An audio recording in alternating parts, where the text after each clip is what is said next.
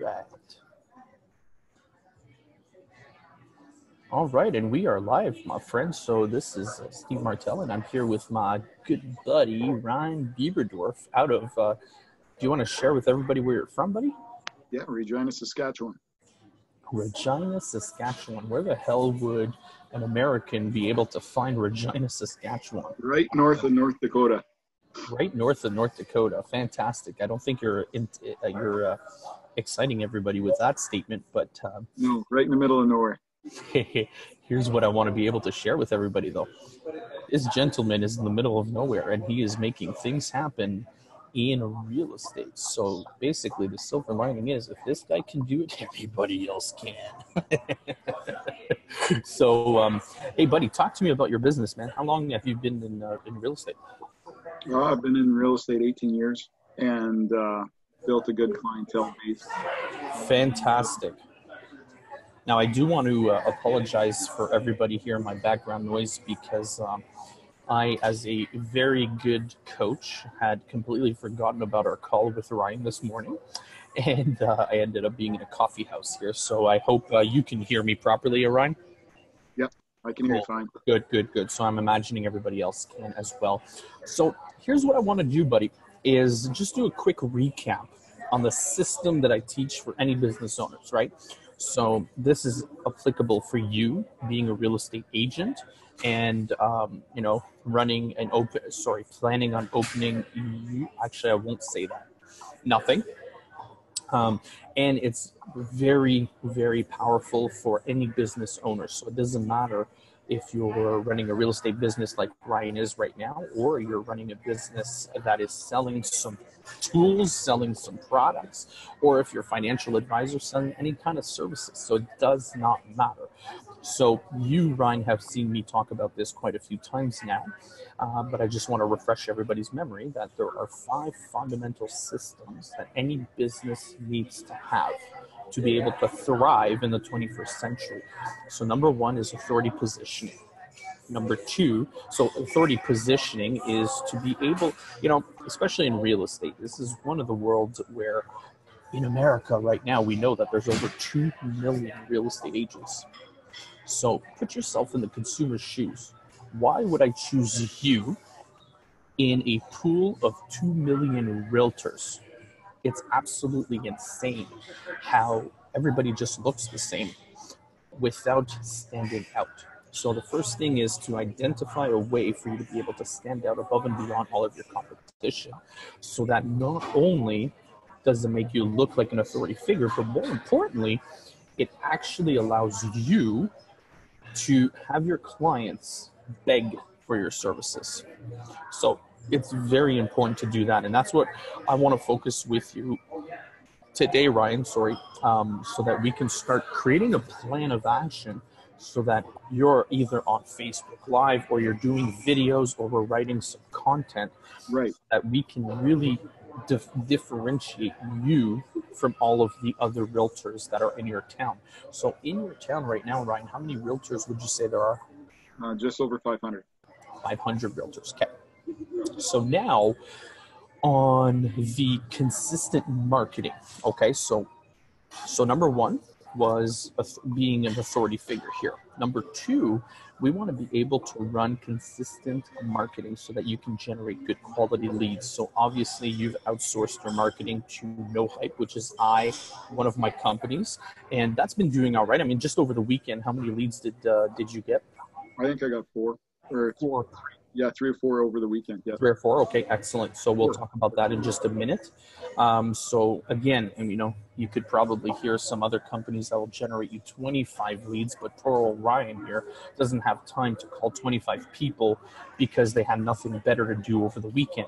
What we're concentrating on is good quality leads. I mean, just in the last month, Ryan, not a number here, but what would you say is the quality of the individuals you're talking to? So out of everyone you've talked to, what is the percentage that are actually going to be buying or selling within the next 6 months? Probably 90 to 95. Yeah, exactly right. So we are very, very, very adamant about good quality leads. So then number 3 is to have a good predictable conversion, right? So the challenge, especially in real estate or any business, is generating leads is where most people concentrate, but they don't focus on continuously nurturing those leads until they're ready to make a move, right? For you in real estate, or for anybody else that's a business owner, to actually make a move in purchasing that product or service or whatever it is. So predictable conversion. And then obviously value add selling. So we want to be, business system number 4 is to be the best salesperson you could be. And then number 5, automated operations. All right. So what we should be talking about today, Ryan, is number 1 here. Okay. Right. How can we make you stand out above and beyond everybody else? So one of the things that I would love to be able to challenge you to, Ryan, is being on Facebook once a day for at least 5 to 10 minutes. Okay. Big challenge, dude. Big challenge. That's huge. Yeah, it's a big challenge. But it's something that we need to work towards, okay? So we don't want to just go ahead and wing it. What we want to do is craft a little bit of a plan here, okay? So what we can do, exactly, what we can do is itemize who your ideal clientele is. That would be step number 1. And then identify what it is that those individuals officially want to hear from Mr. Ryan Biberdorf, okay? So let's fill out one of my sheets here. I call it the autopsy sheet, I believe. Autopsy. I don't know why this one says it's filled. Nope, I shouldn't be sharing that with the world. That was another client.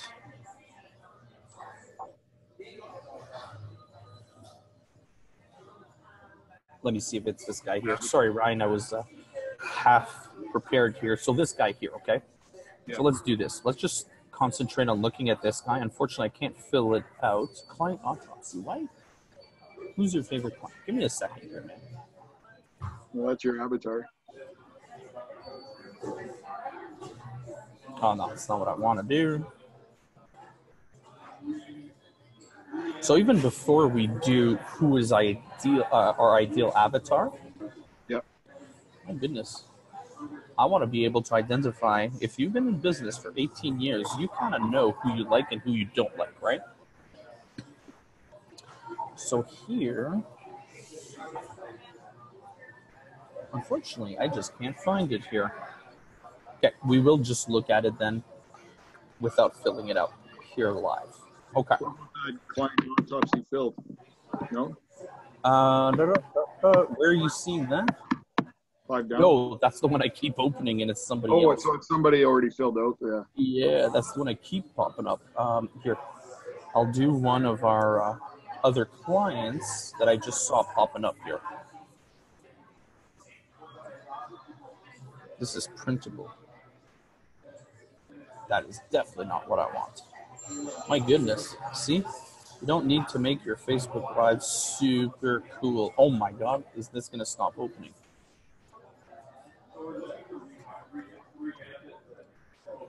We are experiencing technical difficulties.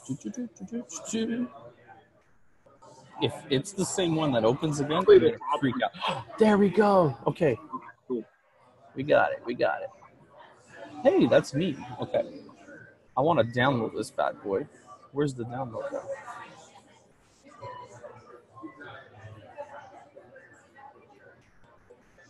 All right.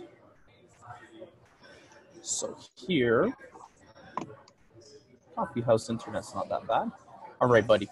So this is what we want to do, Ryan, is identify who it is that you love dealing with, who you don't like dealing with, and how we start crafting our message, okay? And this is important because, you know, in business, people try to be nice to everybody. But in the end, that's not what you want to do. You want to be, and nice is maybe not the right word here, but you want to attract the people it is you really like to deal with And there's nothing wrong with repelling the people you don't want to do business with. Okay? So let's fill out this questionnaire here. So your favorite clients, dude, describe them to me. First off, you're in real estate. So are we talking residential? Are we talking buyers versus sellers? Residential. Okay, so residential. Who do you prefer working with, buyers or sellers? I prefer working with both, but I mean, or I like working with both, but with buyers, I enjoy like young families or first time home buyers, or, they're excited to get their first place. Young families, because they get to move up. We're looking at nice homes, and then they're selling theirs, and we get to handle that transaction. Perfect. And that's kind of like you too, right? You have it's kind of reflect on where I am. Like I have 4 kids, so exactly. Right. I can relate really well to their time. I just learned this new thing where actually here I am whispering because it's a coffee house, but we're live. But I solved the thing with kids. There's this new technology. It's called condoms. Have you ever heard of that? No. Apparently not, because I have 4 children as well, right? But I love them to death. So, all right. So first-time home buyers, young families, but you do love move-up buyers as well. So yeah, there's no specific preference, but now let's talk on a business standpoint. Where's the money today in your market? In our market, a lot of the money is in buyers right now because of our inventory. We have on the market, we have a surplus of inventory a little bit. We have about just over 1,300 properties on the market right now. 1,300 in a market your size? Right. In a market our size is just under 300,000 people, so 250 to 300,000 people. We have quite a few homes on the market, and it's outrageous. A nice level market's probably 600 to 800 homes on the market. Exactly, which is crazy because here where I am, right, I still have a part of a brokerage, and we were looking at the inventory for the month of March. And there was 900 listings on the market for all of Ottawa, but we're talking about 1 million population. So we are a complete different market than you. Right now, we can't keep listings on the market. I mean, there's one of our agents just sold a house that was going to be torn down. We were asking I think it was $679 or $89, I can't remember, but let's call it $690. And we got an offer for $850. Take it or leave it. It was like a very different market, right? So reassess where you are. So basically, you're better. So if you're going to spend money generating leads, it would probably be better spent on the buyer side. And of course, those will bring up your listings. But there's also the second side of that where there is a big problem that needs to be solved in your market. How can you push listings and get them sold? So on another call, we could focus on that, okay? Because if you can solve people's problems, you're going to be the king of the market. Okay, exactly. Who can you not stand? Unmotivated sellers. Unmotivated? Or buyers. Yeah, unmotivated. It's they don't have a reason. They just think it's an idea right now. Okay, so not properly qualified, not properly qualified. Yeah, exactly. Happy with where they are. Okay, perfect. Right, they don't have to move. They don't want to move. They don't have a motivation to move. They just think it's a good idea because somebody told them they should move, or they got it in an idea to move, but they have no real. They don't have a why. Okay. Don't have a when. It's if the right house comes up. But again, it's qualifications. I mean, those are more nurture clients, right? Exactly. Okay, perfect. Anything else that stands out, like know-it-alls, arrogant? Right. It comes with a father-in-law that knows real estate like the back of his hand because he moves 4 times in his entire life. Yes, exactly. That's just a general for everyone. I don't know who would. I think that's most real estate agents. So exactly right. Okay, know-it-alls and that kind of stuff. I think bottom line is they're just trying to protect their relatives or protect whoever. But exactly. they just don't have the knowledge of the market, and Correct. so what they're giving them misinformation. Exactly. Anything else that stands out? Like, are you okay dealing with $1 million plus or not? Or are you say, I'm not dealing with 50K or less? What's your sweet spot? Those are tough. Those are tough. I don't really like less than 100 in our market. Okay. Anything else you can think of?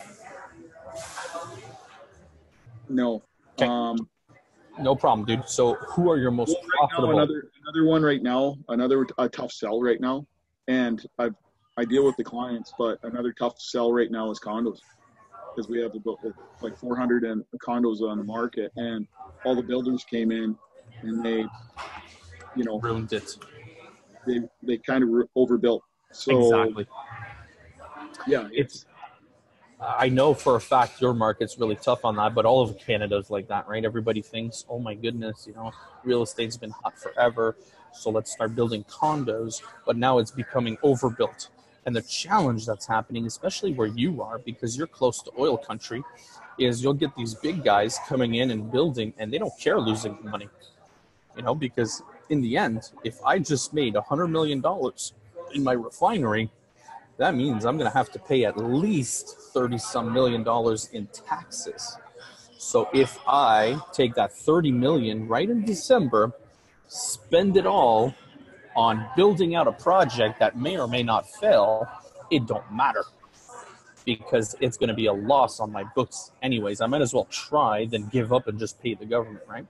And here I am saying this on international TV here, and we wonder why the government doesn't like me. So anyways, it's business, right? So anyways, that's what's happening a lot in your market. So condos, fantastic. Who are your most profitable clients? And we got to think in terms of price point. We got to think in terms of who are most likely to refer you, or who are most, and for any other kind of business, right? Not just for you, Ryan, but for everybody that's listening, who's a client that will continuously be purchasing either your product or service. So for you, who would you say are the ones that hey, if I get one of these, that means that it doesn't just mean one sale. It means, 4 sales over the next 10 years. Right. So I built a business basically on first-time home buyers and young families. Like I said, what my avatar was, and purchasing in between 200 and 400,000 in our market, and then the resale will come when they decide to move up to the 500,000 range, or they decide to, or they get job transferred, or there's certain different reasons that they make that move. Okay, and is that because one, they can so you're fighting for friend referrals? Correct. Yeah. So let me write this. So friend referrals. So we got to make sure we got a good referral campaign going.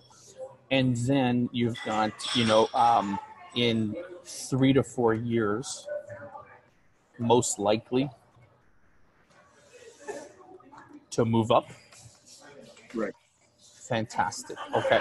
Rock and roll. So I think that it will fall in place no matter what really well within what we're doing. Yep. But what I'm happy to hear this, because my marketing strategy from my team's perspective may change a little bit, because if you're targeting the young families, that's going to be a lot of your Instagram and Facebook, of course, but Instagram is going to be a lot more powerful, because that's going to be your young individuals. But usually your empty nesters, they'll be on Facebook, but they're definitely not on Instagram. So something for my team and for everybody that's listening right now that may want to know. Anything else you can think of? I mean, I know from our previous conversations, military, RCMP is huge in your neck of the woods, right? But RCMP, I have had good luck with them. So RCMP, okay. Because of the depot here. Yeah. Fantastic. Yeah, because the trading school is actually in your town. Okay. And then we have transfers, in and out of Regina all the time. Excellent. So for the American population that's listening to us, RCMP is our CIA. So who are the clients that have the highest purchase frequency? I think, we did answer that question, so we're pretty good on there. And who are the clients that refer you the most? So we've answered that as well. Right. So yes. young From families looking, purchased within the last 2 years. okay, excellent. So They now always top of mind. we're now going to go to, I need to find exactly where all of these are. I'm looking for this guy here. I'm just going to open this guy. Nope, my bad. Client autopsy. I'm sorry for this, guys. And Ryan here. Okay, I think this was it. Okay. So now if we look at the next page, Yep. which is this guy right here. So what we want to do is put ourselves in your ideal prospect's shoes. So basically what you're telling me is your ideal prospect, from what we're reading here. Oh, I lost volume. I can't hear you. You hit mute or something. I did hit mute, thank you. So most likely your client is going to be first-time home buyers. Yeah, or Young family. So what we're going to start doing is going to be really targeting people that either are pregnant or just recently pregnant, recently wed, and those types of individuals. Okay, there's a big change in their lives, so our marketing is going to be focused on that. So that's going to start triggering you more and more those individuals that you're looking for. Now, because you're in a smaller market, right, it's a little harder to be able to laser point those specific individuals, because that's going to kill your lead flow a lot for individuals that are in a million plus population. You know, if you go in Atlanta, there's over 6 million people. That's where we start really focusing in specific areas. But that's not our issue here. So going to our avatar, okay? So here we're trying to get into their shoes. So what we want to know is, what is the real goal of your avatar here? If they're a first-time home buyer, what are they really looking for? We're looking for a great home close to services. Let's talk. Let me interrupt you here for a second, Ryan. What I want to talk about is the real reasons, okay? Not the fluff. And what I mean by this, you got to realize that there's the surface desires, but then in the end, there's the real core desires. So what I mean by that, think about a real estate investor, right? If I ask a real estate investor, and I'm talking to you, Ryan, who's owns 63 apartment complex or units. Money towards rent. Exactly, right? So they're not the surface desires as a real estate investor is, I want to make more money. But right. Why do you want to make more money? Well, I want freedom. I'm sick and tired of my job. Those are the core values. So now let's revisit here to your avatar, who's a first-time home buyer. They're looking for the American dream of home ownership. So that would be number one, right? And then they want to stop burning money in rent. Number two, value. Their own space. They don't like the neighbors. They want to have their own space. They're planning on having children in the future, something like that. Pets. Or don't want to live with mom and dad, right? Yeah. Or they don't want to, I have mold and there's nothing I can do because my landlord doesn't give a crap. Those are the little things we need to identify, okay? And the reason I say this, because these are the things that you're going to be planting when you're creating content. Those are the emotional hot buttons you need to collect to be able to draw back to your clientele, because we got to present a logical case of why they want to move, but more importantly, an emotional case. And the core reasons is what's really going to push them to make a move, right? So that's goals. What about values? Is there things they value? So family, obviously, family values. Yeah, space.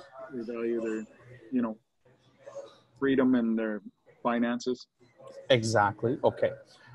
Challenges. So challenges would be something like, down payment. Right. Down payment. Our financial markets in Canada, how much do we need? Mortgage changes. Qualifications, stress testing, certain different. That would be the top. That would be the top. Some of the top ones. this is going to be one of the most important things to write down. So pain points and challenges are very similar, but one of the challenges and pain points, we need to dig these as much as possible. And the reason I say that is because these are going to be where we're going to start educating them on, right? So it's got to be a lot more than just mortgages. It's got to be, purchasing the wrong house. I mean, think of your couple Right. 2 years ago that they have to move 2 years down the road because they bought in a bad neighborhood because the realtor never flagged that for them, right? So Right. you need to start when you're educating, right? Think about resale, folks. You don't want to be on a busy street. Maybe you don't mind, but the moment I put a house for sale that's on a busy street, nobody wants to touch it. Or think of, power lines. Like today we're going to talk about why you don't want to be backing on power lines. Whether you believe in the science and the data or not, it doesn't matter because your buyers will, and so on and so forth, right? So maybe you can identify the 5, this could be 1 week of content. 5 things you need to watch out for when you're buying a house. So like you mentioned, don't buy on a busy street. That could be a quick 5-minute conversation. Power lines, backing onto prairies for you, is that a pro or con? Or the 3 things you need to look at for when purchasing. There you go, basement problems. Or what about, the 3 major things you need to look for? Roof, furnace, and windows because of the cold and that kind of stuff, and hydro costs. And there's so many different little things you could be talking about. How to do an energy test on your house, or it could be a little tip on, are your hydro costs so high? I mean, I don't know how they are in Saskatchewan, but for us, it's outrageous. I mean, we're paying $300 a month here. They will be. Got 4 kids. Yeah, they will be with new changes, exactly right. But, how to change all your light bulbs for LEDs and that kind of stuff, right? Little tips like that people are just going to see you come live or want to read an article. Little things like that we want to be able to educate our people so that they can officially say, ooh, this guy Ryan really has good content for me, right? So any other pain points we can think of? So we've identified 2 main ones, right? So financing. Mm-hmm. Second, we said purchasing location, right? Location. Another pain point might be, is the market going to keep slipping down, or is it going to level up? Like, when's the market going to turn? When's the market going to back up? And we just had big sales in March. So really, okay. Yeah, like we went from probably 12 months inventory in December, and now we're down to 5 months inventory. So we had a really good March. Exactly, yeah, 50% of the inventory is gone. That's awesome. Now, that brings up a good point where you should be showing, in a down market, you should be showing the pros and cons of waiting for the markets to turn around before buying.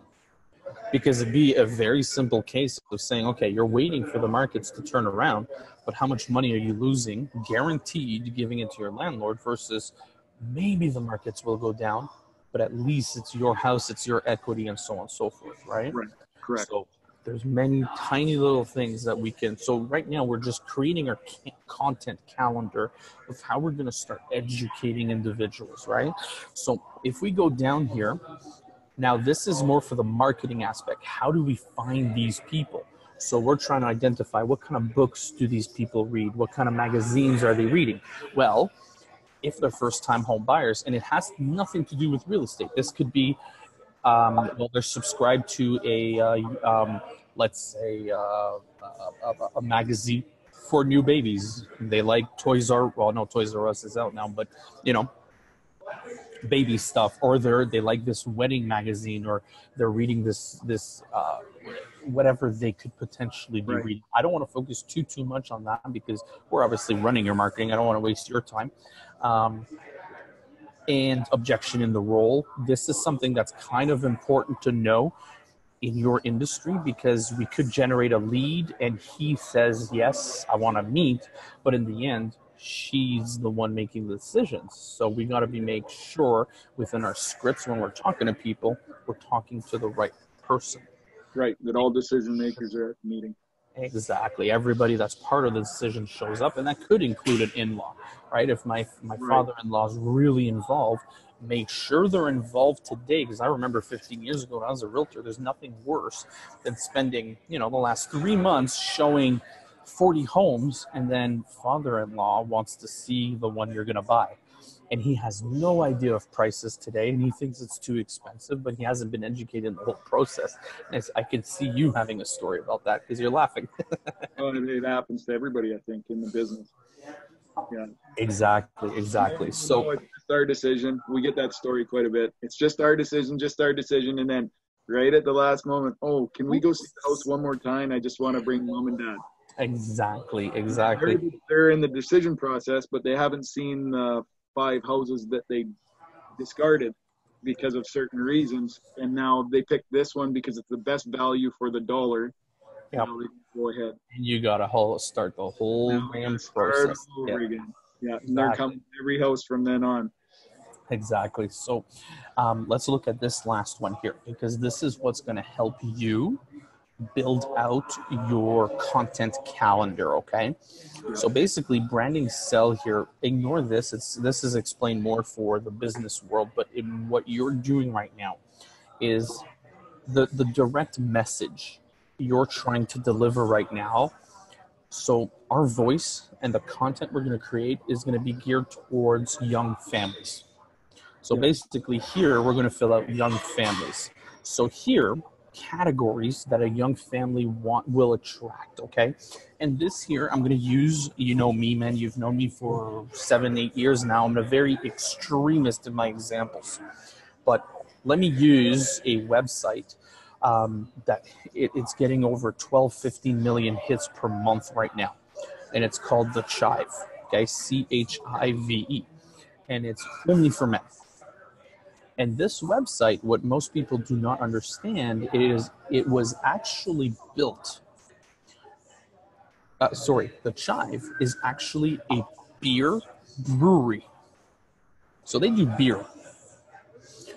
And most people don't realize that today, because all they are today is chicks in bikinis and funny jokes and that kind of stuff on the website, attracting men. But here's what they did. So they said here, my direct branding message is we sell beer. But they did the avatar. Who is most likely to drink my beer? Now, I'm not being sexist here, but it was very geared towards men, right? So the majority of beer drinkers will be your men. So they asked themselves, okay, if I'm trying to attract men, how could I, or what should I be putting in my marketing, in my content, in everything? Well, what do men like? To simplify it as much as possible, they like, boobs, ass, jokes, quick news, that kind of stuff. So what they thought is, if I need to attract men, I can't just advertise about beer all day long, because that's not going to attract them. So let me put what they really want to see, and then pepper my message about beer within everything else I do. So that's my extreme example here. But if we go back to you here, Ryan, so for young families, what are things we could be talking about that would attract the young families towards you? And it does not necessarily all have to do with real estate. Right. Your main core message at the end is, if you are looking to buy or sell, give me a call. I would love to have a consultation with you, because I've been doing this for 18 years now. But in the end, you could be talking about the dance competition you just drove out 6 hours ago over the weekend with your daughters. It could be how we orchestrated 4 kids in a hotel room, how we saved money in doing this and that. I'm throwing ideas here, right? But in the end, it doesn't have anything to do with real estate. But your viewers are going to be very interested, and your viewers are the ones that are going to be buying a house. Right. So you follow what I'm saying here, right? Exactly. So you have to identify, now that we know who it is we're dealing with, how can we speak to them? Not necessarily on a pitching standpoint. It can be about anything that they would be interested in. So obviously, our top categories will be what we just discussed: financing, will be how to find the perfect location for your next home. But at the same time, I would love to have a section that has to do real estate and young family, right? So what could that be? So let's brainstorm a little bit here.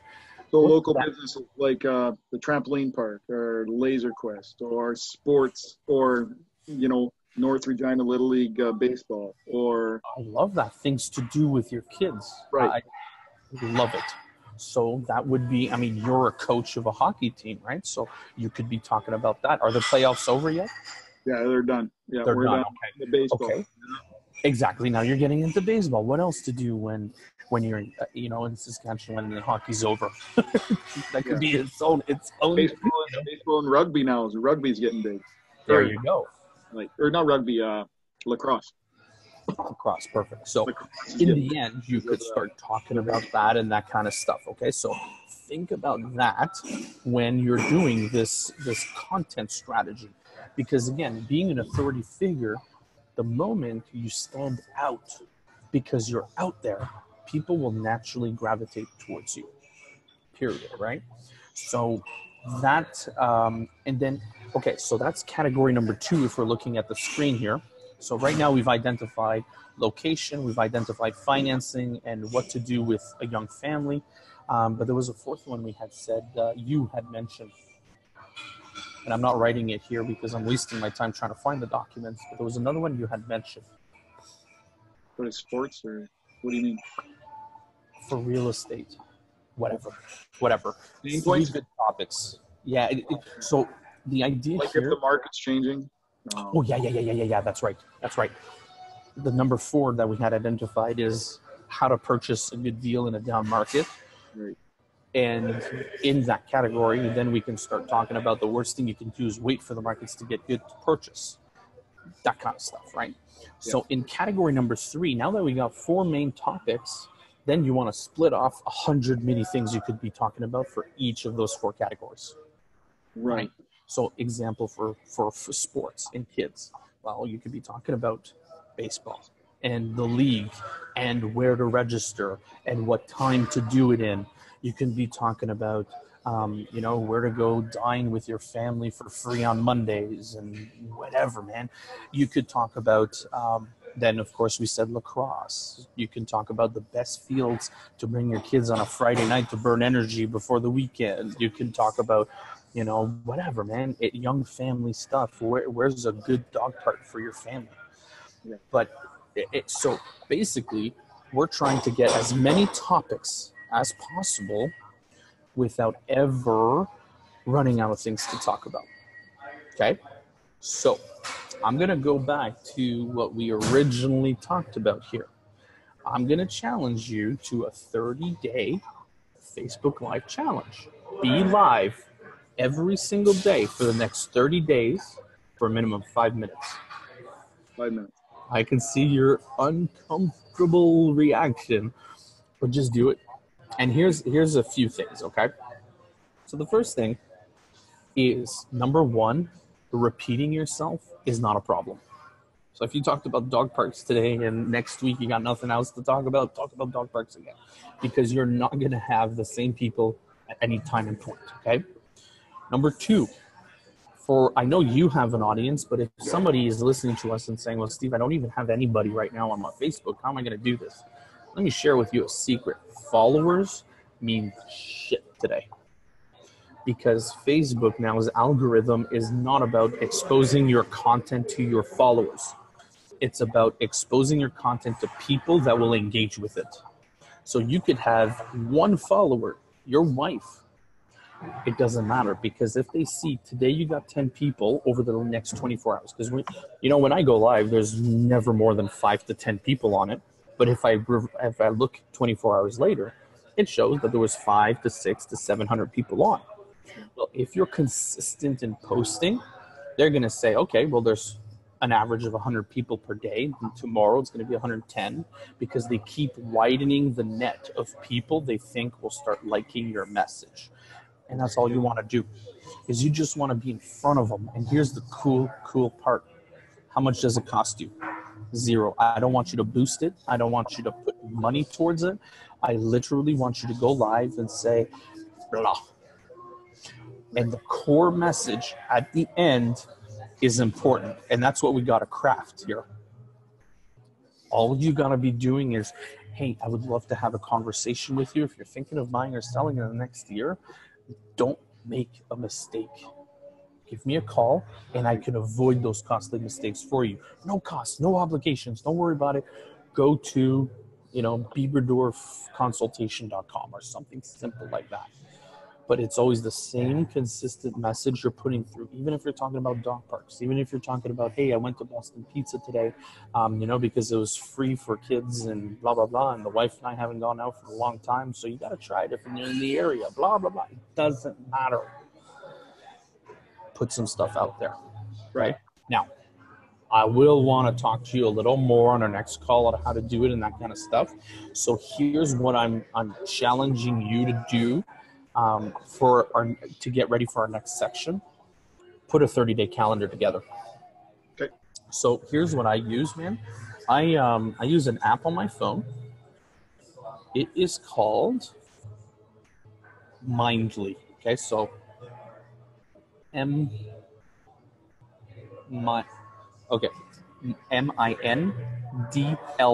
Mindly.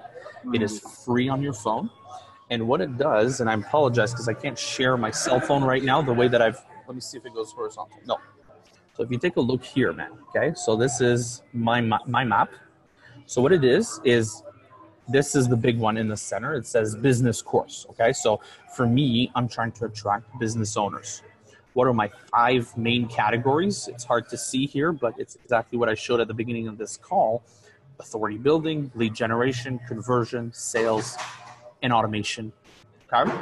So then when I click one of them, authority, it opens up into a few categories. So that's all I do, man. So if I was to create a new one if you were to create a new one, I'll go home here, just press the big plus. Boop. And then in the dead center, write Ryan's, you wouldn't write Ryan because it's your phone, but let's call it content strategy, okay?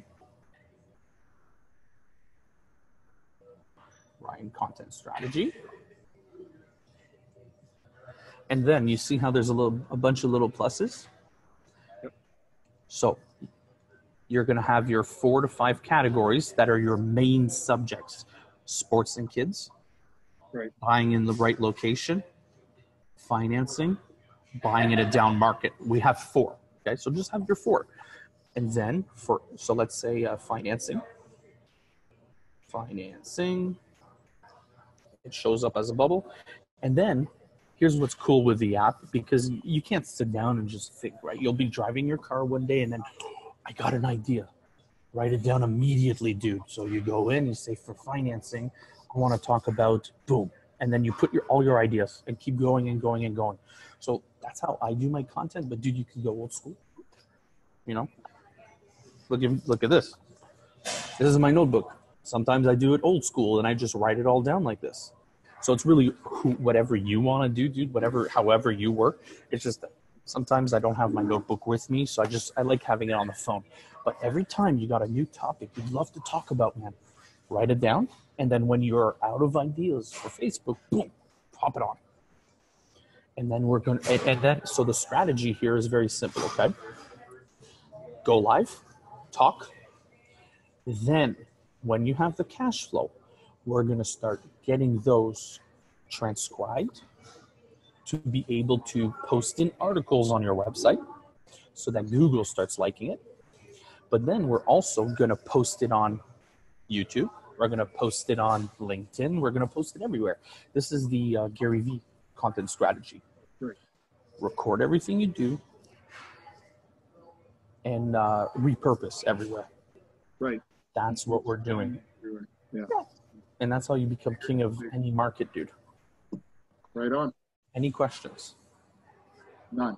I got my challenge. And set 30 days, 30-day calendar. Don't forget, this is recorded. And, okay, it looks like a few people are here. Just to be an asshole, I'm going to boost it. I'll get the world to hold you accountable to it. That's accountability. Yeah, exactly, right? It's not just me anymore.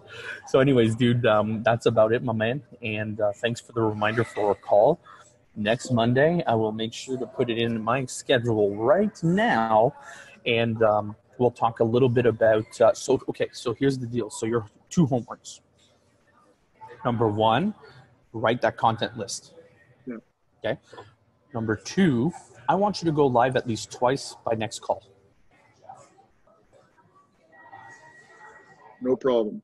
So use any, and dude, I don't give a shit about consistent in time. I like, oh no, I always got to go at 9 o'clock or no. Go live. The thing is, man, is these algorithms, it's not about when you're live. It's about how it's getting pushed for the next 24 to 48 to 72 hours. So just go live whenever. And when you're going to visit a house, hey, I'm about to walk into one of my sellers' homes, and already I'm noticing, little tiny things that buyers are going to see. The bushes, they're a little, maybe should trim them a little bit, and the walkway. So I'm going to go in their house. I'm going to tell them very nicely, obviously, but hey, do you want a realtor that'll tell you yes to everything and you'll never sell your house? Or do you want somebody that's going to tell you the truth so that you don't stand on the market for 90 days? If you got any questions, feel free at any time. Go to ryanconsultation.com and we'll book a call. You and me, we're going to sit over the phone and we'll go through your goals, your objectives, and I'll be able to help you really identify what it is you're looking for so that you can achieve your goals. You end up buying through me, fantastic. You don't, at least I'll know that I helped somebody today. Have yourself a good day. Peace. Right. That's it. So number 3 for your homework list, what is that consistent message at the end of all your videos? Okay, so this is on Facebook, so you'll be able to re-listen to what I just said here. I was just winging it, but it should be something very similar to that. So always have a nice sign-off message at the end. So now it's my time. Well, ladies and gentlemen that are on Facebook Live right now, I thank you very much for being here with me. And if you'd like to get a call with one of my team members to assess where you are and where you want to be, just go ahead to nohypedigital.com and you can schedule an appointment with me. That's simple. Cool, man? Good stuff. Rock and roll, buddy. So we've been saying bye here for a half hour. Thanks for the call, buddy, and we'll talk later. Awesome. Okay, what's up?